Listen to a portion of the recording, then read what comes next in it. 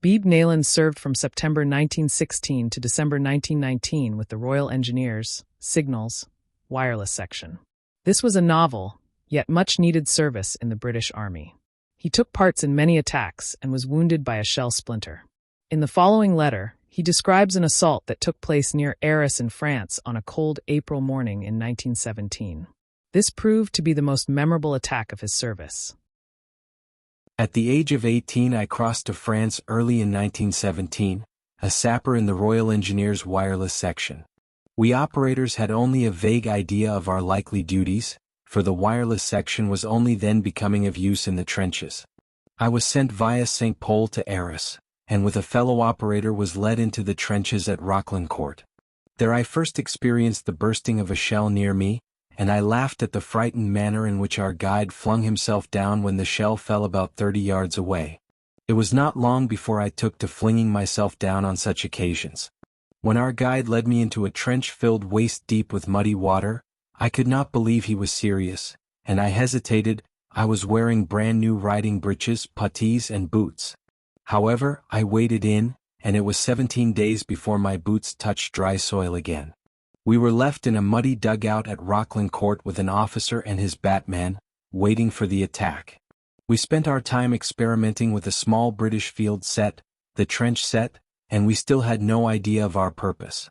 Then, on April 5th, we were called into Arras where a RE officer put us wise. The attack was to be made within the next few days. The infantry waves were to advance under cover of a formidable barrage, and each wave was to be provided with a wireless station. The Roquelancourt station was to go over with the 1st Infantry Wave. The Roquelancourt station. That was Hewitt and I and an officer. 4 infantrymen were to assist us in carrying our weighty apparatus, the set, accumulators, dry cells, coils of wire, earth mats, ropes, and other details. We returned to Roquelancourt and sent many practice messages to our directing station at Arras. That night one of our aerial masts was shattered and we were instructed to erect another. We had no reserve mast, but fortunately we found a large crucifix nearby. "That's it," said the officer. "Hewitt, climb up there and attach the aerial as high as possible." Hewitt clambered up over the figure of Christ just as a German machine gun swept the line, the Veery lights revealing Hewitt distinctly. He soon fell into a depth of slime, frightened but unhurt. It was our first experience of enemy machine gun fire. "You try." The officer pointed to me. It is an eerie sensation to climb over an effigy of Jesus, to dig your feet into any parts of the figure offering foothold, to hold on to the outstretched arms, and breathe onto the downcast face, to fix a rope somewhere on the cross and to hear the German machine gun tat-tatting all around. Failing to secure the rope, I slid down and we returned to the dugout with our officer extremely annoyed. Early the next morning we secured the aerial to the ruins of a building. On April 7th our officer laid a plan of the German sector opposite us on the table, and he detailed our instructions. At a particular tree stump far over in the enemy's blue line we were to erect a station as rapidly as possible and transmit any messages handed in by the officers engaged in the attack.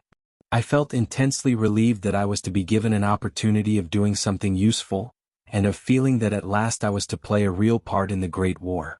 I found that Hewitt, too, experienced this sense of relief.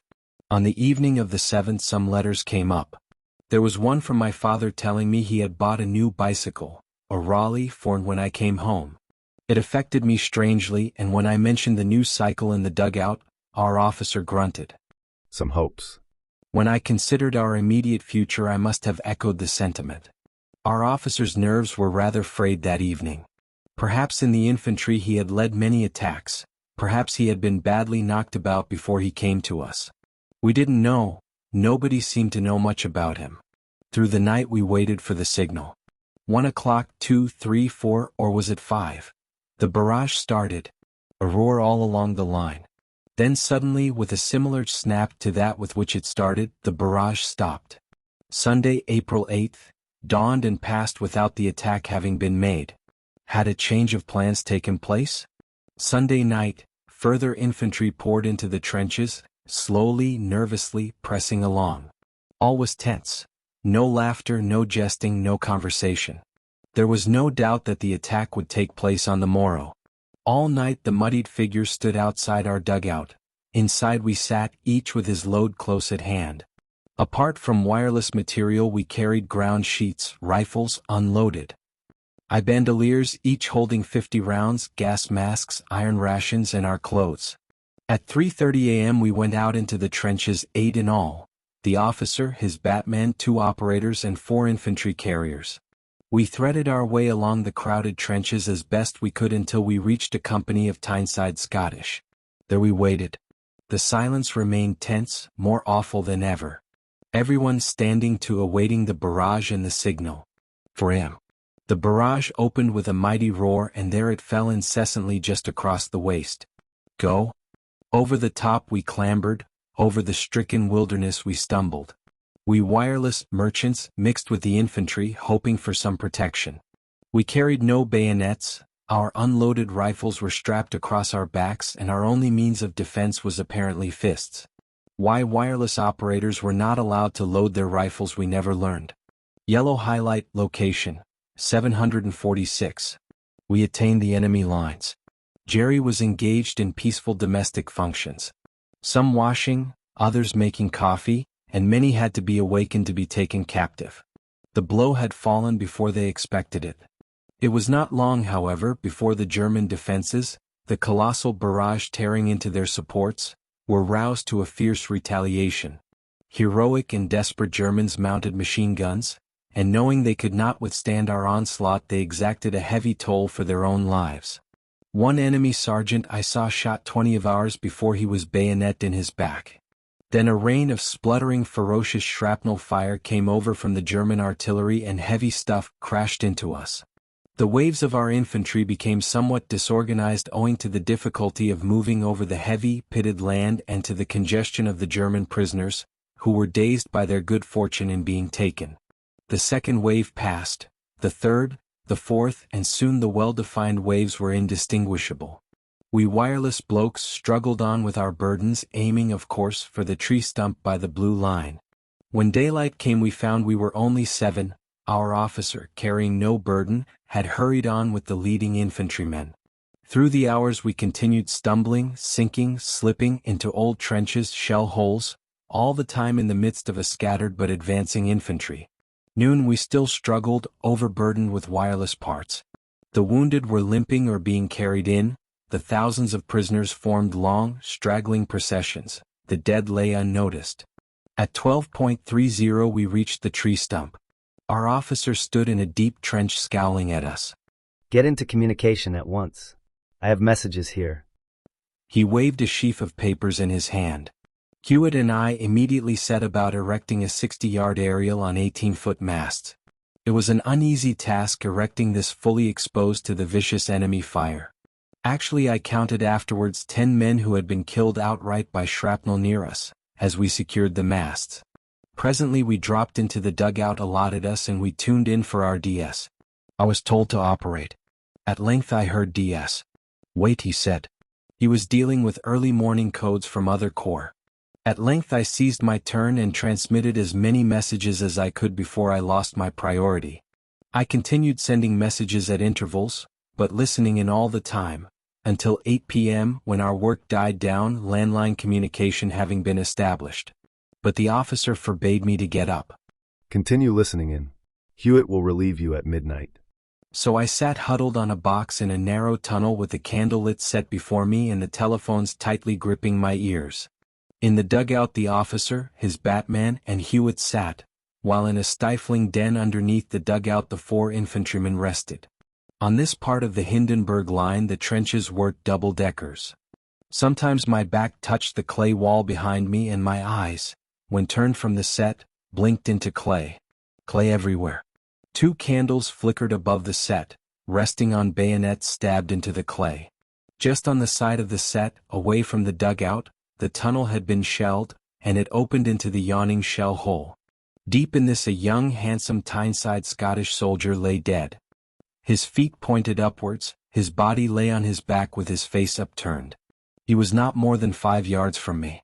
The night air became chill and the rain drizzled. I asked Hewitt to string up some sacking. I wanted it for 2 reasons, to reduce the draft and to help me forget the dead soldier lying there. Presently the others curled themselves up, and their snores soon assured me that they were asleep. I remained listening in for a possible emergency call. 10:30 p.m. An eerie silence on the ether, pierced only by atmospherics crackling in my ears. As the time went on, the strange quietude became ghastly, and all the time the Tyneside soldier lay there, just the other side of the sack, his eyes probably still gazing blindly to the darkened skies. A wind sprang up, blowing the sacking in towards me, as though some enfeebled soul pressed against it. Sometimes the wind lifted a corner of the sack, and I peered through into the darkened shell hole. The rain became sleet and it turned to snow. I knew because the snow soon attained sufficient weight to bear down lumps of earth, and fugitive flakes drifted into the tunnel. 12 o'clock. Hewitt's turn.